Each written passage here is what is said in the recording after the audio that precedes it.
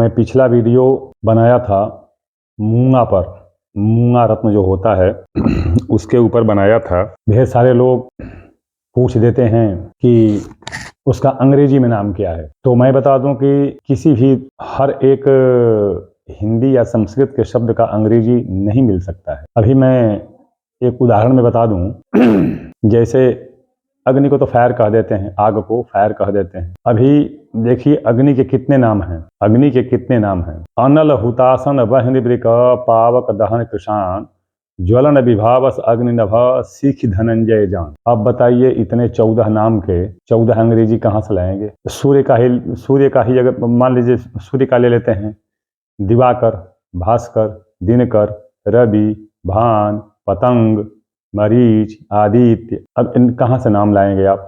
अंग्रेजी में तो सन हो जाता है, कोई नाम अंग्रेजी में मिलता नहीं है। तो वैसे ही ये जितनी प्रजातियां हैं, जैसे मूंगा की मैं बता दिया, मूंगा रत्न जो होता है वह मंगल के लिए माना जाता है। तो मूंगा के विषय में मैं पहले वीडियो में बता चुका हूँ, लेकिन उसमें मैंने भाव के आधार बताया कि किस भाव में हो तो क्या होता है, कैसे होता है, उसको आप पहले देख सकते हैं। किंतु मैं एक और बात बता दूं साथ में, जैसे मान लीजिए मंगल मेष या वृश्चिक राशि में अशुभ हो गया हो। देखिए मेष और वृश्चिक राशि तो उसकी अपनी होती है मंगल की, अशुभ कैसे होगा। मान लीजिए मंगल सूर्य के साथ अस्त हो गया, अशुभ हो जाएगा। मंगल राहु के साथ हो गया, अशुभ हो जाएगा। मंगल शनि के साथ हो गया अशुभ हो जाएगा। मंगल 12वें भाव में किसी भी राशि का हो जाए तो अशुभ हो जाएगा। तो ये जो है, लेकिन अब प्रत्येक राशि के लिए आप जो है, प्रत्येक राशि के लिए जैसे मूंगा किसी भी राशि में अगर अशुभ हो तो एक ही मूंगा नहीं पहनते हैं। वाराह मिहिर का पढ़ लीजिए रत्न अध्याय वाला, उसमें स्पष्ट उन्होंने लिखा है कि अनुकूल रत्न धारण करने में जितना लाभ होता है, प्रतिकूल रत्न धारण करने में उससे ज़्यादा हानि होती है। तो इसलिए आप अगर कोई रत्न धारण करते हैं तो किसी ज्ञानी, पंडित, अभ्यासी, कुशल, विद्वान और इसके विशेषज्ञ किसी पंडित से संपर्क करके और कुंडली का विश्लेषण करा करके तब रत्न धारण करें। और अगर यह रत्न आपने धारण कर लिया तो इसमें कोई संदेह नहीं है कि आपका वो दुख, कष्ट, विपदा, हानि या विषमता जो भी है वो नष्ट न हो जाए। अभी मैं आपको बता दे रहा हूँ, जैसे पहले मैं मोती के बारे में बताता हूँ, या चलिए मूंगा ही सही, मूंगा बताता हूँ। मान लीजिए मूंगा मेष और वृश्चिक राशि में अशुभ हो जाए तो कौन सा मूंगा धारण करेंगे। देखिए मूंगा सब लाल होते हैं, मूंगा का रंग लाल होता है, ये सब जानते हैं। लाल मिल गया तो मूंगा है। तो मूंगा अगर मेष या वृश्चिक में मंगल अगर अशुभ है तो कौन सा मूंगा धारण करते हैं, उसको त्रिपुटा कहते हैं।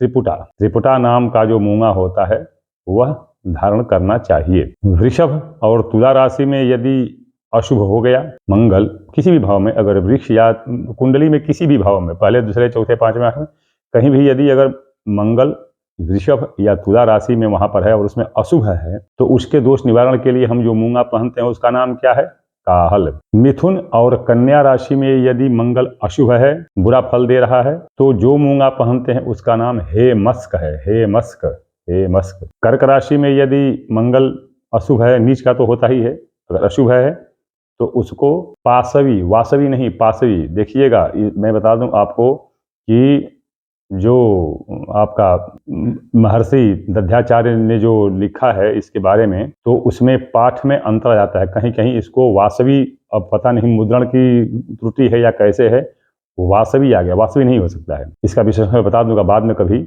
वासवी नहीं होता, जब होगा तब पाशवी होगा। पा तालव्य श व ई, पाशवी। सिंह राशि में यदि मंगल अशुभ है तो खेवक नामक मूंगा धारण करते हैं। धनु और मीन में यदि मंगल अशुभ है, जैसे मान लीजिए मंगलिक या कुछ और भी हो गया है, तो जो मूंगा धारण करते हैं मंगल के दोष निवारण के लिए वह वैवर्त होता है, उसका नाम वैवर्त है।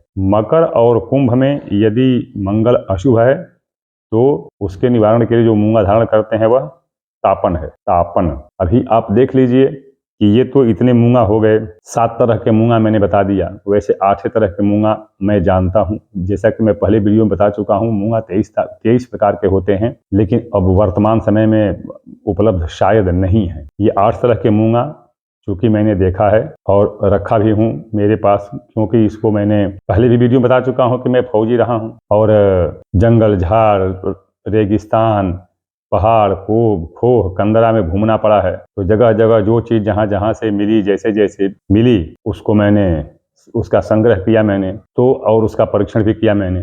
तो ये जो है मुझे मेरे पास वर्तमान समय में 8 तरह के मूंगा हैं और 8 तरह के उपलब्ध भी हैं। हमारी समस्या से ज़्यादा उपलब्ध भी नहीं है। तो ये 8 तरह के मूंगा हैं।